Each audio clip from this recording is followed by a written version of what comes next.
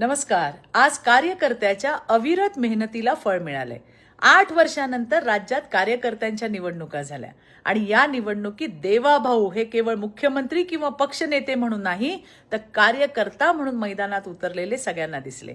48 सभा प्रत्यक्ष घेतल्या, कित्येक महानगरपालिकांमध्ये व्हिडिओद्वारे भाषणं पाठवली. कार्यकर्त्याच्या निवडणुकीसाठी स्वतःला झोकून देणारा आमचा नेता. देवाभाऊ कायम एकच सांगतात, कुठलीही निवडणूक ही छोटी नसते. तळागाळापर्यंत पोहोचायचं असेल तर तळागाळामध्ये उतरावंच लागतं. याच भूमिकेमुळे हा विजय मिळालाय.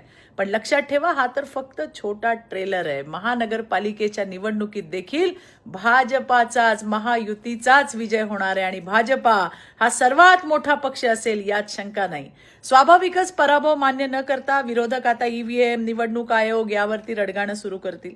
पण वस्तुस्थिती अशी आहे की विरोधी पक्षाच्या मोठ्या नेत्यांनी साध्या सभा सुद्धा घेतल्या नाही, प्रचार केला नाही आणि अनेक ठिकाणी उमेदवारांना वाऱ्यावर सोडून दिलं. यावरूनच जनतेला भारतीय जनता पार्टी आणि भारतीय जनता पार्टीच्या नेत्यांवर विश्वास दाखवला. त्यांना देखील फरक स्पष्ट दिसून आला.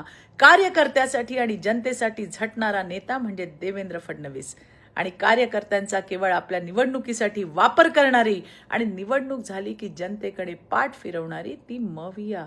जनतेला आता समजलंय की भारतीय जनता पार्टी या नावातच जनता आहे, हो, जनतेच्या सेवेसाठी आहे आणि म्हणूनच आज भाजप नंबर 1 असल्याचा कौल जो आहे तो महाराष्ट्राच्या मायबाप जनतेने दिलेला आहे. धन्यवाद. जय हिंद, जय महाराष्ट्र.